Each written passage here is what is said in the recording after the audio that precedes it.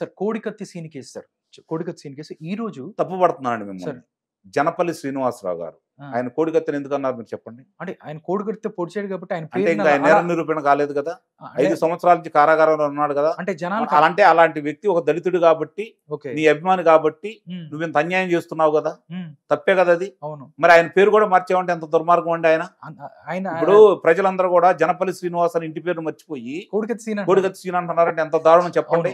నిన్ను అంటారా ఇప్పుడు 16 నెలలు జైల్లో ఉండవు నువ్వు, నిన్నంటే నువ్వు ఎంత బాధపడతావు నువ్వు, జైలు రెడ్డి అంటే ఎంత బాధపడతావు నువ్వు. కాబట్టి ఆయన్ని తీసుకొచ్చి అంటే ఇప్పుడు ఎంత ప్రభావం నేను ఎందుకన్నానంటే మిమ్మల్ని మీలాంటి వాళ్ళనే ప్రభావితం చేసే విధంగా ఆయన పేరు కోడికత్తి అయిపోయింది కదా.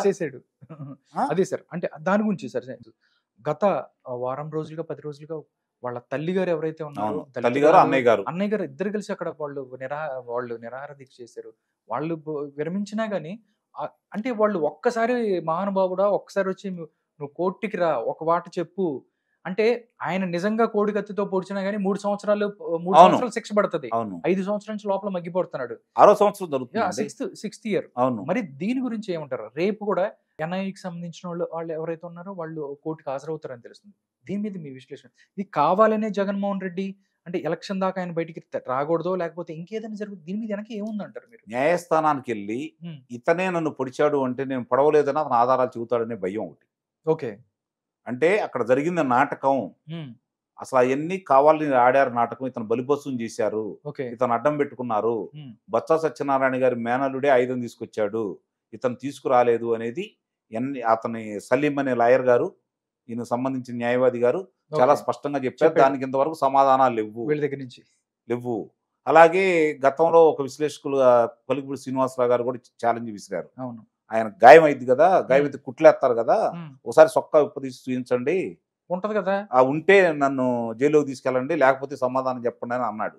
దానికి ఈ రోజు వరకు సమాధానం లేదు.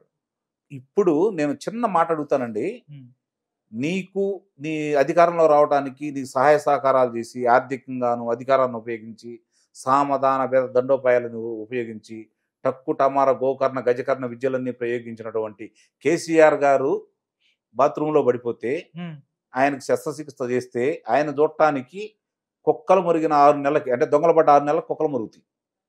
అంతా ప్రశాంతంగా ఉన్న టైంలో వచ్చి చూడటానికి నువ్వు ప్రత్యేక విమానాలు రావడం జరిగింది. నీ కోసం నీ అభిమాని, నీ గెలుపులో ఒక భూమికి పోయించిన వ్యక్తి కారాగారంలో మొగ్గుతా ఉంటే నీ కోతవేటు దూరం ఇక్కడికి విమానం వేసుకొని వచ్చావు. పక్కన నుండి 7 కిలోమీటర్లకు మొన్న భూములు పట్టా భూములు ఇవ్వడానికి పేదలకు ఇవ్వడానికి 7 కిలోమీటర్లు పక్కన 2 కిలోమీటర్లు హెలికాప్టర్లో ప్రయాణం చేసిన నువ్వు అక్కడి నుంచి 10 కిలోమీటర్లు ఉన్న విజయవాడలో హెలికాప్టర్లో వచ్చి సమాధానం చెప్పలేవా? అంటే కేసీఆర్ గారిని చూడటానికి నీకు ఎలాంటి ఇబ్బంది లేదు, నీకు రక్షణకి వెళ్ళిన ఇబ్బంది లేదు, ఎలాంటి ఆటంకాలు జరగవు. కానీ కోడికత్తి సీన్కి న్యాయస్థానానికి వెళ్ళి ఆయన చెప్పడానికి జనపల్లి శ్రీనివాస్ అనే వ్యక్తిని కోడికత్తి సీన్గా చేసిన ఈ పెద్ద మనిషి వెళ్ళి చెప్పడానికి మీరన్నట్టు 3 సంవత్సరాల కంటే ఎక్కువ పడదు. వెళ్ళి చెప్తే ఇదేనండి, ఇదే ధర్మ సందేహం అందరికి కలుగుతుంది. నిజంగా అక్కడ జరగలేదేమో అనేది ఒకటి. రెండోది పొడిచింది వాళ్ళే పొడుచుకొని ఇతనికి ఏదో ప్రలోభ పెట్టారనేది రెండోది. అధికారంలో రంగంలోని బయటకు తీసుకొస్తామని చెప్పుండొచ్చు. ఇప్పుడు తీసుకురాలేకపోతే అతను ఇంకోటి, వీళ్ళు చేసిన అన్యాయాలకు ప్రతీకారంగా అతను ఇప్పుడు న్యాయవాదిగా తయారు కాబోతున్నాడు. లా చదివాడు, చదువుతున్నాడు వీళ్ళ కోసమే నిస్సందేహంగా.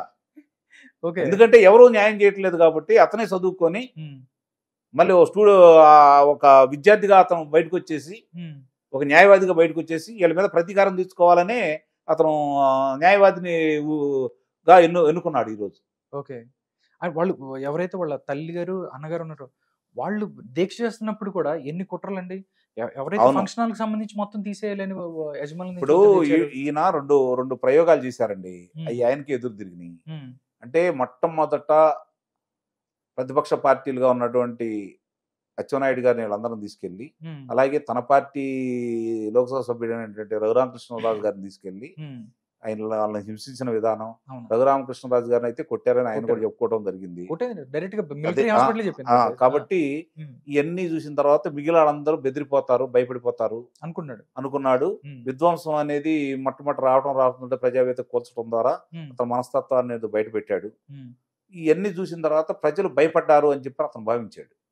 అలాగే స్థానిక సంస్థలు జరిగిన ఎన్నికల్లో వాళ్ళు చేసిన దౌర్జన్యకాండకి అన్ని వ్యవస్థలు సహకరించింది.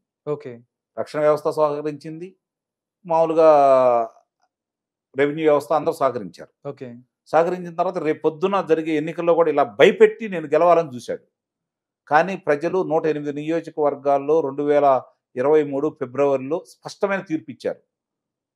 మీరు కూడా దానిలో పాల్గొన్న వ్యక్తులే. ఓకే. ఎందుకంటే శాసన మండలి జరిగిన ఎన్నికల్లో ఎన్నికల్లో అవును. మీరు కూడా వెళ్ళి వాళ్ళందరూ విచారించారు. అవును. వాళ్ళందరూ దొంగ ఓట్లు ఏంటంటే మాకేం తెలుసు, వాలంటీర్ ఇచ్చాడు, అవును. పేర్లు ఇచ్చారు, పలానా నాయకుడు ఇచ్చాడు, మేము వచ్చాము, మాకేంటి సంబంధం, ఉమ్. మీరు ఏం చదివారమ్మా అంటే ఒక ఆమె 2వ తరగతి ఉంది, ఒక ఆమె 7వ తరగతి ఉంది, ఒక ఆమె 10వ తరగతి ఉంది. ఈ భర్త పేరేంటి ఏదో చెప్తుంది. భర్త పేరు చెప్పలేదు, తండ్రి పేరు చెప్పలేదు, తండ్రి పేరు కొంతమంది చెప్పరు, భర్త పేరు చెప్పలేదు. అంటే అలాంటి వాళ్ళందరం తీసుకొచ్చి మీరు ఓట్లు వేయించుకున్నా కూడా 108 నియోజకవర్గాల్లో మీరు చిచ్చుగా ఓడిపోయారు. 3 శాసనమండలి సభ్యులు ఓడిపోయారు. అంటే ప్రజాక్షేత్రంలో మీ మీద ఎంత వ్యతిరేకత ఉందన్నది అదే నిదర్శనం. గడప గడపకి వెళ్ళలేని పరిస్థితి కూడా ప్రజెంట్ జరుగుతుంది కదా. ఇవన్నీ దృష్టిలో పెట్టుకున్న తర్వాత ఇప్పుడు మీరు అన్నారు అతను జనపల్లి శ్రీనివాసరావు గారిని, ఆ అబ్బాయిని ఇబ్బంది పెట్టాడా? మాస్క్ అడిగిన నేరానికి సుధాకర్ గారు చంపేశారు, ఆయన చంపేశారు కదా. మరి కిరణ్ అనే వ్యక్తిని చీరాల్లో అవును కొట్టి చంపేయడం కూడా జరిగింది కదా. తోట త్రిమూర్తులు గారు శిరోమండనం అండి దళితులకి. అదే సరే, ఇక గతంలో ఎప్పుడో జరిగింది, వీళ్ళ హయాంలో జరిగింది.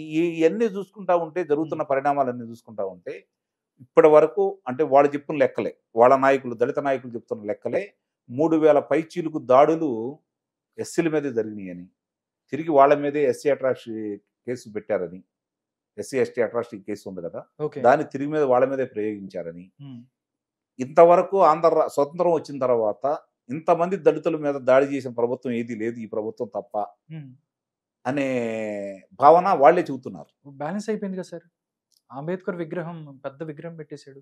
అంటే తెలుగుదేశం పార్టీ ప్రభుత్వం 125 ఎకరాల్లో రాజధాని ప్రాంతంలో దళిత శాసనసభ్యుడు ఉన్న ప్రాంతంలో అంబేద్కర్ గారి విగ్రహాన్ని ఏర్పాటు చేసి శృతివనంగా తయారు చేసి పర్యాటక కేంద్రంగా చేయాలని నిర్ణయించుకుంటే స్వరాజ్య మైదానంలో తీసుకొచ్చేసి ప్రజాక్షేత్రంలో అక్కడ ఉన్నటువంటి ప్రజలకి అసౌకర్యంగా నువ్వు ఏర్పాటు చేసేసి నువ్వు చేస్తే వీళ్ళందరికీ న్యాయం చేసినట్ట. మొత్తం వీళ్ళందరికీ అన్యాయం చేసినా ఒక విగ్రహం పెడితే సరిపోద్దని ఆయన ఆలోచన.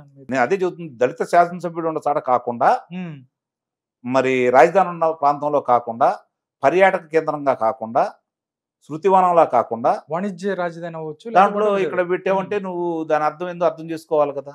అసలు ఇంకో విధానం మీరు ఎటు తీసుకొచ్చారు కాబట్టి అంబేద్కర్ గారి విషయాన్ని గురించి నేను చెప్తాను.